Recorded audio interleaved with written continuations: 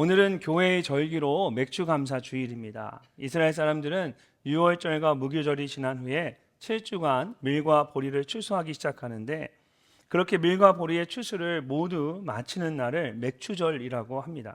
또는 7을 7번 보냈다고 해서 칠칠절이라고 하기도 하고, 또 10을 5번 보냈다고 해서 오순절이라고 하기도 합니다.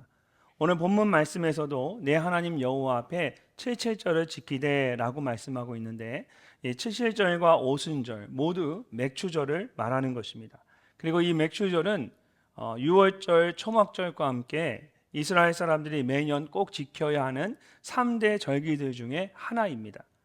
실제로 출애굽기 23장 16절을 보면 모세가 40년 동안 광야에서 지내다가 이제 가나안 땅으로 들어가려고 하는 이스라엘 백성들에게 맥추절을 지키라고 하면서 이렇게 말합니다. 맥추절을 지키라. 이는 내가 수고하여 밭에 뿌린 것에 첫 열매를 거둠이니라. 이렇게 맥추절은 한 해의 첫 수확을 거두고 그것을 가지고 모두가 함께 하나님께 감사하는 날입니다. 얼마나 기쁘고 감사했겠습니까? 근데 우리에게는 그런 기쁨과 감사가 확 마음에 와닿지가 않습니다. 왜냐하면 이스라엘 사람들과 우리의 추수하는 시기가 서로 다르기 때문입니다. 우리는 추수하면 추석을 가장 먼저 생각합니다. 가을이 되어야만 모든 곡식과 과일이 무르익어 추수를 하게 됩니다. 그리고 그것으로 인해서 감사하는 마음으로 온 가족이 함께 모여서 추석 명절을 보내게 됩니다. 그래서 그런지 맥추절보다는 이 추석과 비슷한 시기에 있는 이 추수감사절을 더 중요하게, 더 풍성하게 생각하는 것 같습니다. 근데 성경을 보면 추수감사절보다 맥추절을 더 중요하게 여겼던 것을 알 수가 있습니다. 그래서 방금 읽은 출애굽기 말씀처럼 맥추절에 대해 말할 때도 평범하게 말하지 않고 맥추절을 지키라고 명령형으로 말하고 있습니다. 이것은 각자의 생각이나 환경에 따라서 지켜도 되고 지키지 않아도 된다라는 뜻이 아닙니다. 성경이 명령형으로 말씀하고 있다는 것은 모든 사람이 반드시 지켜야 한다라는 뜻입니다. 그렇다면 오늘 맥추감사 주일에 우리가 무엇으로 인하여서 하나님께 감사해야 할까요? 가장 먼저 우리는 구원의 은혜로 인해서 감사해야 합니다. 하나님께 감사해야 할 것들이 여러 가지가 있지만 그 중에서 우리가 가장 먼저 감사해야 할 것은 구원의 은혜에 대한 감사입니다. 12절 말씀을 함께 읽어보도록 하겠습니다. 너는 애굽에서 종되었던 것을 기억하고 이 규례를 지켜 행할지니라. 아멘. 말씀을 보시면 모세가 이스라엘 사람들에게 맥추절을 지키라고 하면서 너는 애굽에서 종되었던 것을 기억하고 라고 합니다. 근데 이렇게 종되었던이라고 단지 과거 시제로 표현을 해서 그런지 마치 과거에 종이 되었던 그 순간, 그러니까 자유롭게 살다가 어느 날 종이 되었던 그 순간만을 말하는 것 같이 느껴집니다. 하지만 히브리어로 된 원어 성경을 보게 되면 종되었던이라고 번역한 이 말씀이 단순히 과거 시제가 아니라 과거 완료 시제로 되어 있습니다. 이 말은 단순히 자유인에서 종이 되었던 그 순간만을 말하는 것이 아니라 오히려 종이 되었던 시점부터 이후 종으로 살았던 그 모든 시간들을 말하는 것입니다. 그래서 다른 한글 성경들을 보면 그냥 종되었던이라고 하지 않고 종살이 하던 또는 종노릇 하던이라고 번역이 되어 있습니다. 이스라엘 사람들은 애굽의 종이 된 후로 400년이 넘는 오랜 시간 동안 종살이를 해야만 했습니다. 하나님의 전적인 은혜가 아니었다면 그들은 결코 그런 삶에서 벗어나지 못했을 것입니다. 무엇보다 애굽에서 그렇게 수고하고 땀 흘리며 일했지만 그들은 한 번도 밀과 보리를 기쁨으로 거둬들이지 못했습니다. 종살이를 하고 있었기 때문에 그들이 거둬들인 것은 모두 다 주인의 것이 되었기 때문입니다. 그러다가 하나님의 은혜로 종살이를 하던 애굽에서 나오게 된 것입니다. 그리고 가나안 땅에 들어가서 처음으로 자신들의 땅에서 수고하고 땀 흘리며 자신들을 위한 첫 수확을 거두게 된 것입니다. 하나님께서 허락하신 가나안 땅에서 처음으로 맥추절을 지키는 그들의 마음이 얼마나 기뻤을까요? 그렇게 가나안 땅에 들어가서 처음으로 맥추절을 지키기 전에 모세가 그들에게 했던 말이 너는 애굽에서 종되었던 것을 기억하고 이 규례를 지켜 행하라는 것이었습니다. 이렇게 종되었던 것을 기억하라라는 말은 그들이 하나님의 은혜로 구원받았음을 기억하라는 것입니다. 만약 하나님께서 애굽에서 종살이를 하던 그들을 구원해 주지 않으셨다면 그들은 이런 기쁨을 결코 누리지 못했을 것입니다. 그들이 기쁨으로 지금 맥추절을 지킬 수 있는 것은 하나님께서 그들을 구원해 주셨기 때문입니다. 그러므로 맥추절을 지키면서 그들이 가장 먼저 감사해야 하는 것은 다른 어떤 것이 아니라 하나님의 구원에 대한 감사였습니다. 저와 여러분도 마찬가지입니다. 에베소서 2장을 보면 사도 바울이 에베소 교회의 성도들에게 예수님께서 허물과 죄로 죽었던 여러분들을 살리셨습니다 라고 말합니다. 그러면서 구원받기 이전에 그들이 어떤 삶을 살았는지에 대해서 자세하게 설명을 해줍니다. 그때 너희는, 그 구원받기 이전에 너희는 그 가운데서 행하여 이 세상 풍조를 따르고 공중의 권세 잡은 자를 따랐으니 곧 지금 불순종의 아들들 가운데 역사하는 영이라. 전에는 우리도 다 그 가운데서 우리 육체의 욕심을 따라 지내며 육체와 마음에 원하는 것을 하여 다른 이들과 같이 본질상 진노의 자녀였더니.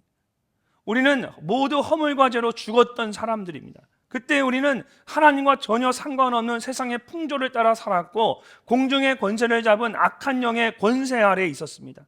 그래서 육체의 욕심을 따라 내가 원하는 것만을 위해 살아갔던 사람들입니다. 그런데 하나님께서 하나밖에 없는 아들 예수 그리스도를 십자가에 내어주심으로 우리의 모든 죄를 용서해 주셨습니다. 죄의 권세 아래에 살아가던 우리를 구원해 주셔서 하나님의 자녀가 되게 하셨습니다. 놀라운 구원의 은혜를 베풀어 주신 것입니다.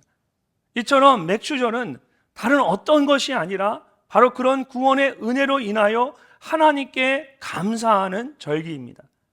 18세기 중엽 영국의 한 노예 상인이 있었습니다.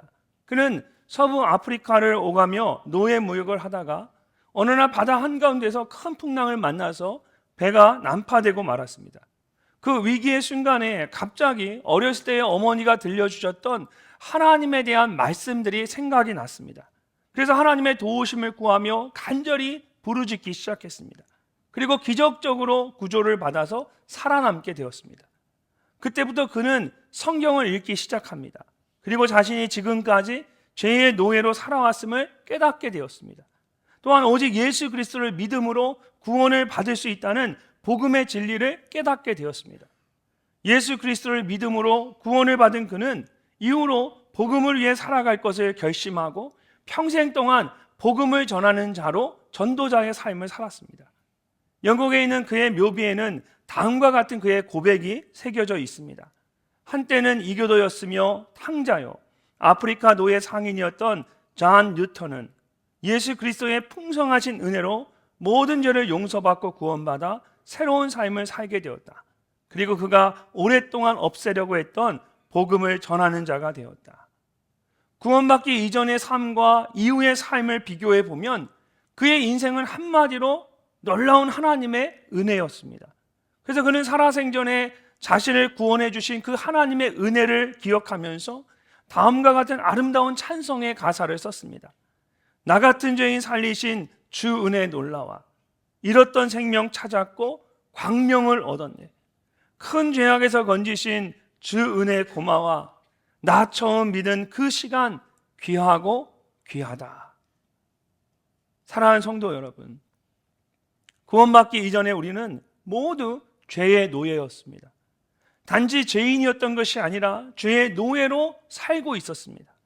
그런 나를 하나님께서 구원해 주셔서 생명을 잃었던 생명을 다시 찾게 하시고 광명을 얻게 하셨습니다. 맥주절은 바로 그 구원의 은혜로 인하여 하나님께 감사하는 귀한 절기입니다. 오랜 동안 애굽에서 종살이를 하던 이스라엘 백성들을 구원하여 주신 것처럼 죄인이었던 나를 구원하여 주신 그 하나님의 은혜를 기억하며 하나님께 감사하는 여러분 모두가 되시기를 주님의 이름으로 축복합니다. 두 번째로 우리는 하나님의 말씀으로 인해 감사해야 합니다. 10절 말씀을 함께 읽어보도록 하겠습니다. 내 하나님 여호와 앞에 77절을 지키되 내 하나님 여호와께서 내게 복을 주신 대로 내 힘을 헤아려 자원하는 예물을 드리고. 아멘. 모세는 이스라엘 백성들에게 77절 곧 맥추절을 지키라고 하면서 내 하나님 여호와께서 내게 복을 주신 대로라고 합니다. 그렇다면 하나님께서 그들에게 주신 복은 어떤 것이 있을까요? 출애굽기 말씀을 보면 하나님께서 이스라엘 백성들을 구원하여 주셔서 그들이 광야에 있을 때에 매일 만나와 메추라기를 내려주셨습니다. 또한 구름기둥과 불기둥으로 그들을 인도해 주셨습니다. 그리고 주시겠다고 약속하셨던 것처럼 그들에게 땅을 선물로 주셨습니다. 애굽에서 나온 후로 가나안 땅에 들어가기까지 40년 동안 하나님께서 이렇게 많은 것들을 이스라엘 백성들에게 주셨습니다. 그런데 이런 모든 것들 중에 가장 귀한 것은 어떤 것일까요? 그것은 시내산에서 모세를 통해 주신 하나님의 말씀입니다. 이스라엘 절기를 보면 첫 번째 절기가 유월절입니다. 모세가 이스라엘 백성들을 이끌고 애굽에서 나오려고 할 때에 애굽의 바로 왕이 쉽게 허락을 하지 않았습니다. 그래서 하나님께서 애굽에 10가지 재앙을 내리셨는데 마지막 10번째 재앙이 사람이든 짐승이든 첫 번째 태어난 것은 모두 죽는 것이었습니다. 하나님께서는 애굽에 10번째 재앙을 내리시기 전에 모세에게 이스라엘 백성들로 하여금 각자의 집 문설주에 양의 피를 바르도록 하셨습니다. 그러면 죽음이 애굽 온 땅을 덮을 때에 양의 피가 묻어있는 집은 그냥 지나가도록 하시겠다는 것입니다. 그렇게 해서 애굽의 모든 집에 첫 번째 태어난 것이 모두 죽었을 때에 양의 피를 발라놓은 이스라엘 백성들의 집만 무사할 수가 있었습니다. 그래서 그때부터 패스오버, 그냥 지나갔다라는 의미로 유월절을 지키게 되었습니다. 그리고 유월절 저녁부터 일주일간 누룩을 넣지 않은 빵을 먹으면서 무교절을 지켰습니다. 이렇게 이스라엘 백성들은 지금도 그들의 달력으로 첫째 달 14일을 유월절로 지키고 이어서 일주일간 무교절을 지킵니다. 그리고 그렇게 유월절과 무교절이 지나고 7일씩 7번, 49일이 지나고 50일째 되는 날을 맥추절로 지킵니다. 이런 시간적으로 따지면 아마도 이 한 셋째 달 정도가 될 것입니다. 근데 출애굽기 19장 1절을 보면 이런 말씀이 나옵니다. 이스라엘 자손이 애굽 땅을 떠난 지 몇 개월이?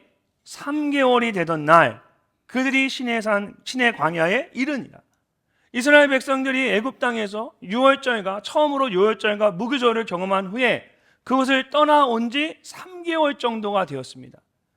여기서 이 3개월 되던 날이라는 말은 3개월이 지났다라는 뜻이 아닙니다.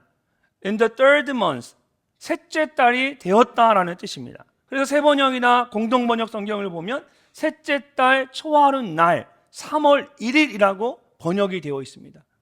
이런 이스라엘 백성들이 처음으로 유월절과 무교절을 경험하고 7일씩 7주가 77에 49, 7일씩 7주가 지나서 50일이 되었을 때 아마도 한 2달이 지났겠죠. 그래서 석 달째가 시작될 때 그들이 처음으로 있었던 자리가 시내산 바로 앞이었습니다. 이때 모세와 이스라엘 백성들이 시내산 광야에 도착을 한 겁니다. 그리고 이스라엘 백성들이 시내산 앞에 장막을 치고 있을 때 모세가 하나님의 부르심을 받고 하나님을 만나기 위해서 시내산에 올라갔습니다. 하나님은 그곳에서 두 돌판 위에 직접 십계명을 쓰셔서 모세에게 건네주셨습니다. 이것이 이스라엘 백성이 처음으로 유월절과 무교절을 마치고 49일이 지나고 50일째 되었을 때 처음으로 경험한 일들입니다. 이처럼 맥추절은 그들의 역사 가운데 최초의 맥추절은 하나님께서 모세를 통해서 이스라엘 백성들에게 처음으로 십계명을 주신 날과 아주 비슷합니다. 그래서 지금도 유대인들은 맥추절을 함께 모여 하나님께 감사하며 축하하기도 하지만 동시에 함께 하나님의 말씀을 읽으면서 말씀을 주신 그 하나님께 감사하는 시간을 갖기도 합니다. 이렇게 맥추절은 하나님의 말씀으로 인하여 감사하는 절기입니다. 사랑하는 성도 여러분, 세상에는 모든 것은 다 때가 되면 변하거나 사라집니다.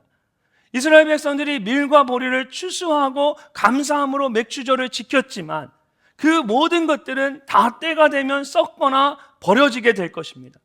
이스라엘 백성들이 광야에서 먹었던 만나도 하나님께서 각자 하루 분량만 거두도록 하셨습니다. 하루가 지나면 다 썩어서 그대로 버려야만 했기 때문입니다.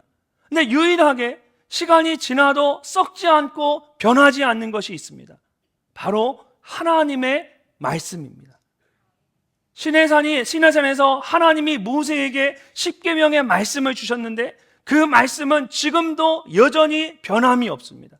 성경이 풀은 마르고 꽃은 시드나 우리 하나님의 말씀은 영원히 서리라고 말씀하는 것처럼 모든 것이 다 변하는 세상에서 유일하게 변하지 않는 것은 하나님의 말씀뿐입니다.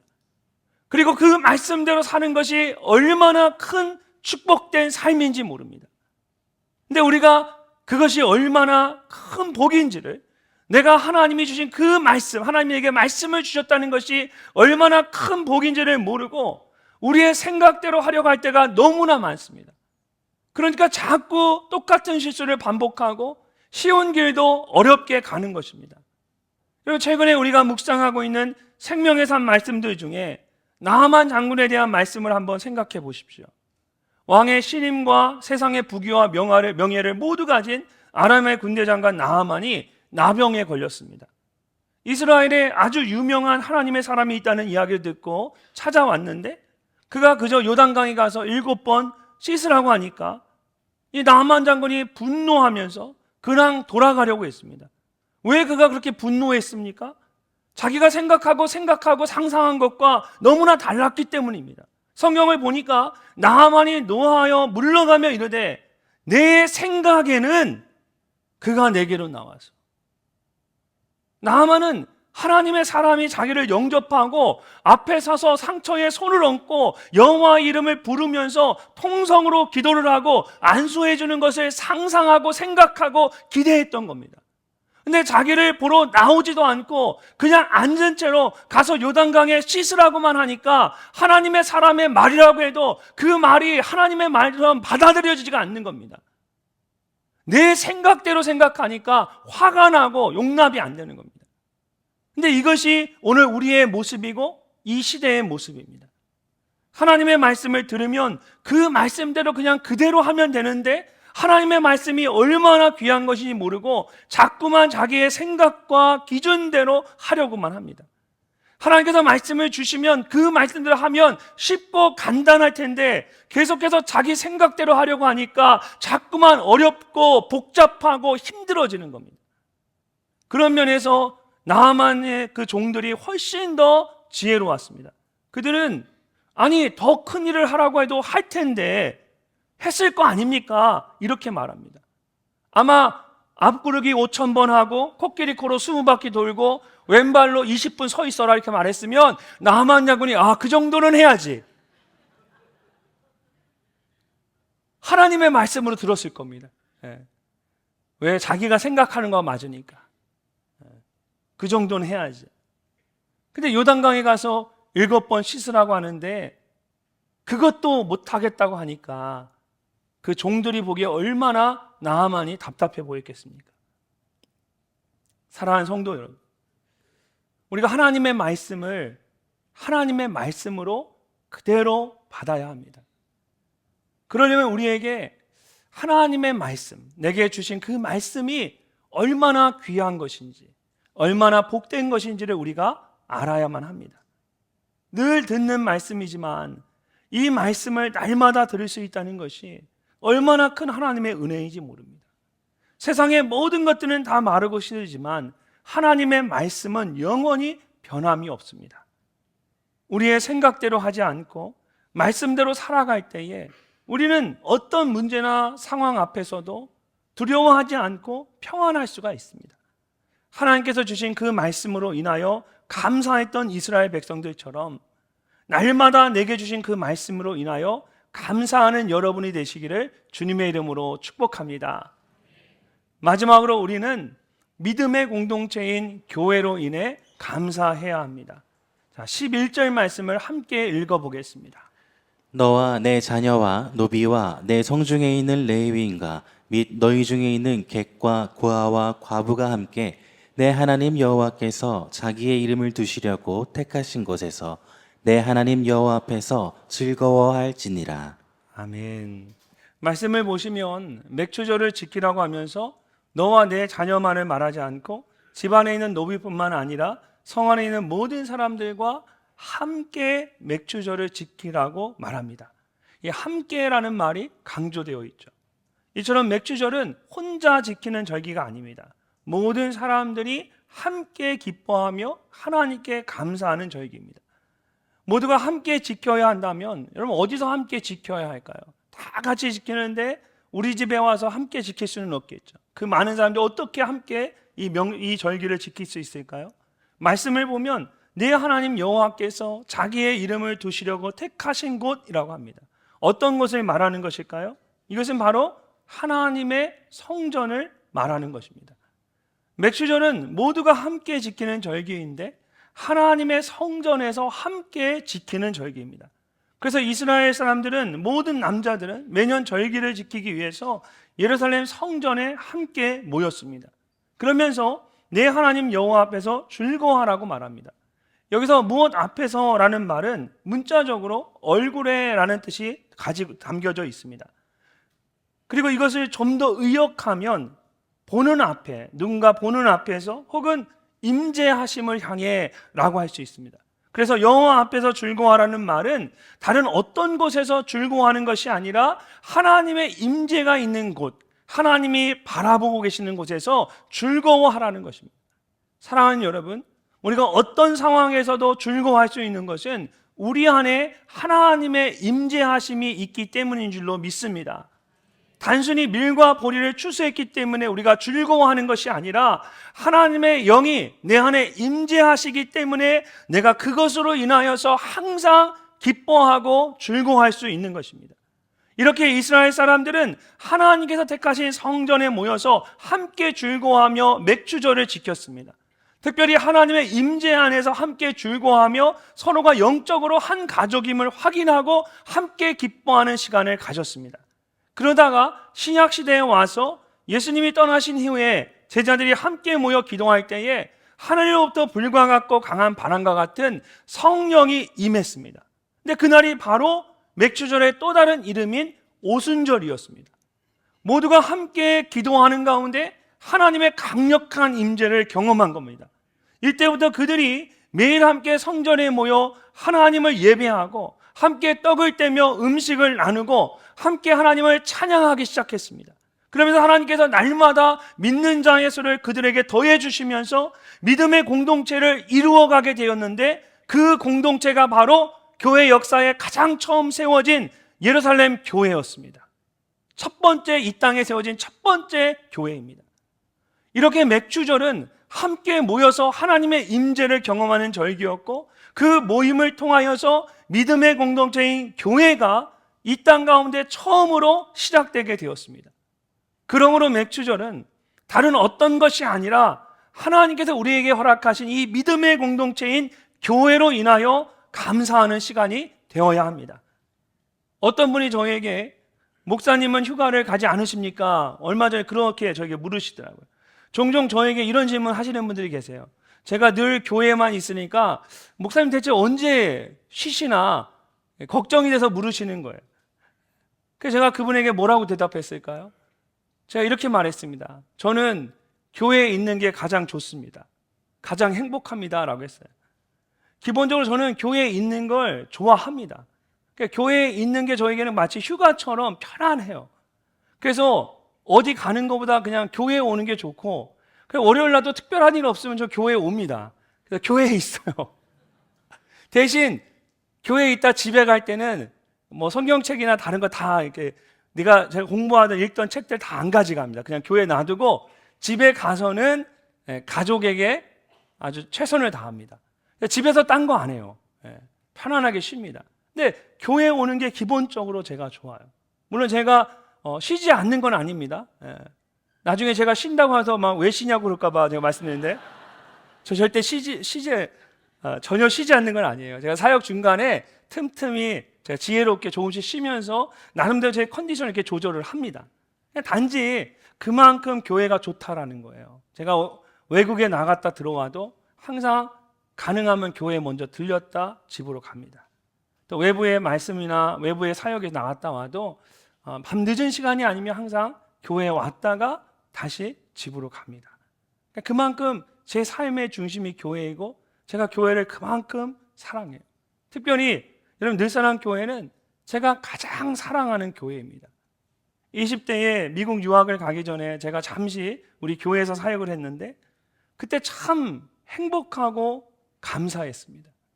그래서 미국 유학을 가서도 항상 저는 늘사랑 교회를 잊지 않았어요. 한 번도 잊은 적이 없습니다. 늘 생각을 했어요.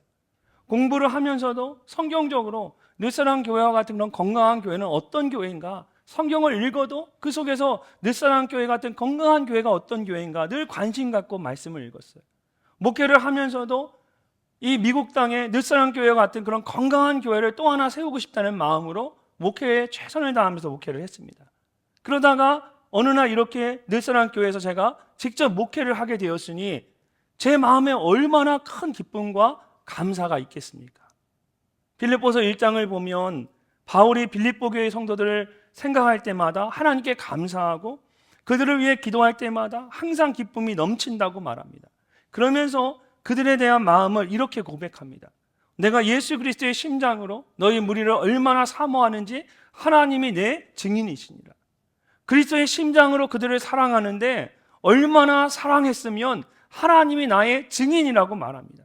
지난 금요 성령 예배 때 오케스트라 숲과 함께 오셨던 김창근 목사님께서 하셨던 말씀인데 그날 이 말씀을 제가 앉아서 들으면서 들을 때에 제 마음 가운데 그냥 바로 우리 늘사랑 교회가 생각이 났어요. 바울이 빌립보 교회를 생각했던 것처럼 그 말씀을 듣는 그 순간에 저는 나의 생명을 다해 나의 심장을 그리스도의 심장을 내가 사랑하는 교회가 바로 늘사랑 교회구나. 아멘 하고 대답이 되더라고요. 제 안에 그냥 아멘 하고 자연스럽게 나왔어요. 저는 여러분의 마음도 저와 같다라고 생각합니다. 늘사랑 교회를 한번 이렇게 접한 사람들은 이 교회를 떠날 수가 없어요. 이게 너무 좋은 거죠. 한 번도 안 와본 사람은 안 올지 몰라도 한 번 온 사람들은 반드시 돌아오게 되어 있습니다. 거기서 많이 됐던 문구죠. 요즘 예전에 청년 때 우리 교회에서 신앙생활을 했던 사람들이 직장이나 다른 일로 교회를 떠났다가 다른 곳에 갔다가 다시 늘사랑 교회가 그리워서 돌아오시는 분이 꽤 많아요. 또 신앙생활을 못 하시던 분들이 우리 늘사랑 교회에 와서 회복되어져서 또 여기서 신앙생활을 열심히 하는 분들이 참 많아요. 저희 초창기 때 저희 교회에서 신앙생활을 하시다가 아주 오래전에 있던 분이죠. 그러시다가 예전에 사정상 이제 교회와 멀리 떨어진 곳으로 이사를 가시면서 그곳에 있는 교회에서 예배를 드리고 그렇게 생활하고 계신 집사님 네 분이 계십니다. 우리 교회 1층에서 지하 1층으로 내려오실 때 그 계단에 보면 중간에 엠마오로 가는 두 제자와 예수님 모습이 그려진 그림이 있잖아요. 그 그림을 그리셨던 분입니다. 저도 그분을 한 번도 뵌 적이 없었는데 얼마 전에 서울에서 이제 개인 전시회를 여셨어요. 나이가 이제 좀 많으시거든요. 근데 그분을 기억하는 몇몇 분들이 전시회에 가신다라는 이야기를 듣고 내가 그분들을 통해서 축하의 마음을 전했습니다. 그리고 나중에 다녀오셨던 분들이 사진을 저에게 보내주셔서 제가 사진으로 그 전시회와 함께 찍은 모습을 이렇게 보게 되었어요. 근데 그 사진을 보면서 제 마음 가운데 이제 그분에 대한 감동이 있는 거예요. 그래서 제가 이렇게 짧은 글을 그냥 제 마음 가는 대로 짧은 글을 카톡으로 그분에게 보내드렸어요. 주 안에서 사랑하는 형제와 자매된 지사님, 먼저 귀한 전시회를 하시게 된 것을 진심으로 축하를 드립니다. 찍어온 사진들을 통해 그림 작품들을 보면서 직접 보면 얼마나 더 아름답고 감동이 있을까 생각을 했습니다. 매번 예배를 드리러 예배당으로 내려가는 계단에서 지사님께서 그리신 그림을 보며 예수님의 마음을 생각하곤 합니다. 귀한 그림으로 은혜를 나눠주셔서 너무 감사합니다.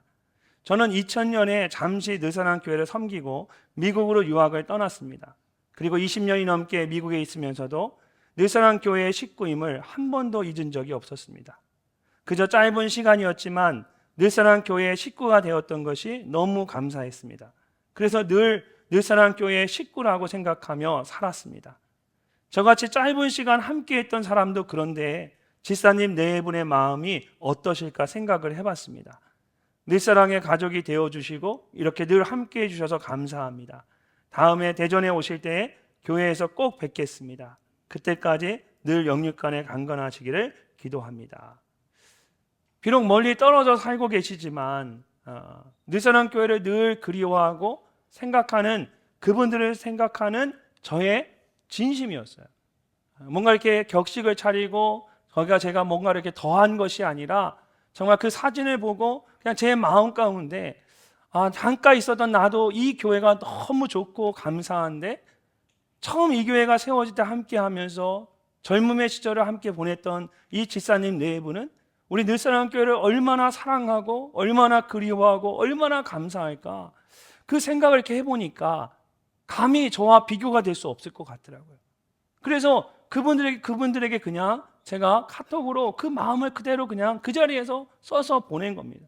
근데 이 짧은 글이 그분들에게도 정말 마음과 마음이 이어졌던 것 같아요. 그래서 너무 감사하다는 마음을 가지셔서 큰 격려가 되고, 그래서 몇 주 전에 이 네 분이 연세가 있으신데 그런데도 힘을 내서 저희 교회에 방문을 하셨어요. 그래서 함께 예배를 드리고 제가 그분들에게 기도해 줄 수 있는 그런 귀한 시간을 가졌습니다. 이렇게 짧은 시간 늘사랑 교회에서 신앙생활을 하는 저도 우리 교회가 너무 좋고 감사한데, 오랜 시간 동안 이곳에서 정말 신앙생활을 하신 분들은 얼마나 이 교회가 사랑스럽고 귀하고 감사하실까요? 특별히 오랜 동안 교회를 사랑하고 섬겨주신 장로님들과 권사님들이 바로 이곳에 계십니다. 우리는 그런 분들이 얼마나 귀한 분인지를 절대로 잊어서는 안 됩니다. 제가 새가족 환영회 때마다 가장 먼저 나누는 말씀이 있습니다. 시편 1편 3절의 말씀인데요, 그는 시냇가에 심은 나무가 철을 따라 열매를 맺으며 그 잎사귀가 마르지 아니함 같으니 그가 하는 모든 일이 다 형통하리로다. 우리가 가진 한글 성경에는 시냇가에 심은 나무라고 되어 있지만, 여러분 영어 성경이나 원어 성경을 보게 되면 이 말의 의미가 시냇가에 심기운 나무라고 되어 있습니다. Be planted, 수동태로 되어 있습니다. 그러니까 내가 심은 것이 아니라 하나님께서 나를 이곳에 심으신 겁니다. 그래서 나는 시냇가에 심은 나무가 아니라 시냇가에 심기운 나무입니다. 우리가 늘사랑 교회에서 신앙생활을 하는 것도 마찬가지죠. 내가 결정해서 늘사랑 교회가 교회의 성도가 된 것 같지만 사실은 하나님께서 나를 이곳에 심으신 겁니다. 많은 분들이 교회에 등록하기 전에 오랜 시간 함께 예배를 드립니다. 가장 오래되신 분들은 몇 년을 예배 드리고 결정을 하고 등록을 하시는 분도 계세요. 얼마나 오랜 시간 고민하고 기도하고 심각하게 진지하게 결정을 하고 등록하셨겠습니까? 근데 그분들은 내가 결정해서 등록하고 내 발로 걸어와서 내가 등록한 거라 생각되시겠지만 그렇지 않다라는 거예요. 여러분이 등록해서 여기에 심은 것이 아니라 하나님이 여러분을 이곳에 심기우신 겁니다. 20년 전에, 2000년에 25년이 됐네요 벌써. 25년 전에 제가 우리 늘사랑 교회에서 사역할 때에는 제가 마지막 유학 가기 전에 새로운 경험을 하고 싶어서 제가 결정해서 늘사랑 교회에 와서 사역을 했습니다. 근데 지금 돌아보니까 제가 결정했던 것이 아니라 하나님이 저를 여기에 심기우신 거예요. 하나님이 20년, 30년 그 이후의 일들을 바라보시면서 아무것도 아닌 저를 이 늘사랑 교회에 심으신 거예요. 돌아보니까 그것이 얼마나 하나님의 은혜인지 그때 저는 몰랐던 거죠. 하나님께서 여러분을, 물이 없는 메마른 땅에 있던 여러분들을 신학가 곁에 들어서 그 곁에 심으셨어요. 여러분들로 하여금 철을 따라 많은 열매를 맺으며 풍성한 삶을 살아갈 수 있도록 하나님이 여러분 한 분 한 분을 이 교회에 심으신 겁니다. 여러분, 이 교회가 얼마나 내게 귀한 교회입니까? 우리가 이 교회를 사랑하지 않으면 누가 이 교회를 사랑할 수 있겠어요? 우리가 이 교회로 인하여서 하나님께 감사하지 않으면 누가 하나님께 감사할 수 있겠어요? 그런 믿음과 확신이 여러분 모두에게 있으시기를 바랍니다. 또한 하나님께서 나를 심으신 그 믿음의 공동체인 늘사랑 교회를 더욱더 사랑하고 교회로 인하여서 하나님께 감사하는 여러분 모두가 되시기를 주님의 이름으로 축복합니다. 함께 말씀을 살펴본 것처럼 맥주절은 단순히 밀과 보리를 수확한 것으로 인해 하나님께 감사하는 절기가 아닙니다. 오히려 구원의 은혜로 인해 감사하고 주신 말씀으로 인해 감사하고 믿음의 공동체로 인해 감사하는 절기입니다. 근데 이 모든 것이 결국 누구를 위한 것일까요? 9절 말씀을 보면 맥추전에 대한 말씀을 시작하면서 7주를 셀지니 곡식의 낫을 되는 첫날부터 7주를 세어라고 되어 있습니다. 근데 여러분이 가진 한글 성경에는 번역이 되어 있지 않지만 히브리어로 된 원어 성경을 보게 되면 7주를 셀지니 라는 말씀 앞에 내 자신을 위하여 라는 말이 있습니다. 그래서 New American Standard Bible, NASB 영어 성경을 보게 되면 You shall count 7 weeks for yourself. 내 자신을 위하여 라고 번역이 되어 있습니다. 맥추절을 지키는 것이 결국 누구를 위한 것입니까? 바로 여러분 모두를 위한 것입니다. 구원의 은혜, 주신 말씀, 믿음의 공동체로 인해 하나님께 감사하라고 하지만 그것이 결국은 여러분 자신을 위한 것입니다. 여러분의 영혼이 건강해지는 것이고 기쁨으로 신앙생활을 하게 되는 것입니다. 그렇게 생각하니까 여러분 맥추절이 더 감사하지 않으십니까? 그냥 한 해의 중간에 그냥 형식적으로 아무것도 거둬들이지 않았는데 그냥 6개월 마치고 형식적으로 맞이하는 그런 감사절이 아니라는 거예요. 나를 구원하여 주시고 내게 말씀을 주시고 내게 귀한 믿음의 공동체를 주신 하나님께 진심으로 기뻐하며 감사할 수 있어야 합니다. 하나님께 최선을 다해 감사함으로 이 맥주절을 지키는 여러분 모두가 되시기를 주님의 이름으로 축복합니다.